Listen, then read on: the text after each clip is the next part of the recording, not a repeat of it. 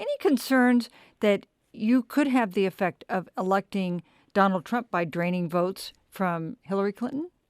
Well, I think it's important to recognize that Hillary and Donald, for that matter, are the most disliked and untrusted candidates in our history for president. And, in fact, they don't have the public votes to take away from them. And, in fact, the public is clamoring for other choices and other voices.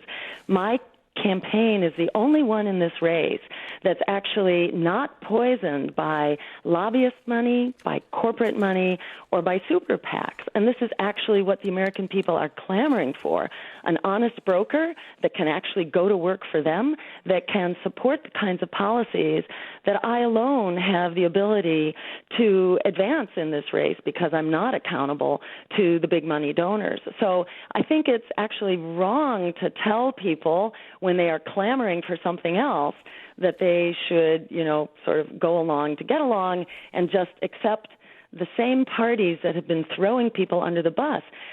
Some of the Clinton policies, which, again, were passed by Bill, but supported and advocated for by Hillary. These are some of the worst policies that have created the economic misery that most people are dealing with right now. And that includes NAFTA, and it includes Wall Street deregulation. Right. So do you think Trump and Clinton are basically equivalent? So they're both represent parties that you think are not speaking for Americans, and so it doesn't matter which one gets elected?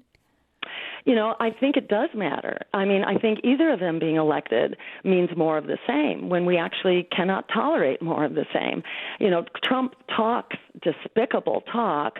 The language of the Democrats and Hillary is much, it's much more civil and respectful. And in fact, it's persuasive and it appears to be humane. But in fact, if you look at the policies of the Clintons, Hillary and Bill led the way to dismantle the social safety net for poor women and children. They dismantled aid to families with dependent children. They led the way, or they supported NAFTA, along with the Republicans, of course, but they were party to it as well, and Bill Clinton signed it. They have been leading the charge, that is, the Democrats and Hillary have been leading the charge to the Trans-Pacific Partnership, although Hillary has waffled on that, but even her good friend Terry McAuliffe says that she will be back supporting it again when she gets in. So, my point is this politics of fear that tells you to vote against your fear instead of for what you believe, that strategy has actually delivered everything we were afraid of. All the reasons people were told to vote their lesser evil, we've actually gotten, from the expanding and endless wars, the attack on our civil liberties, on immigrants, the Wall Street bailouts.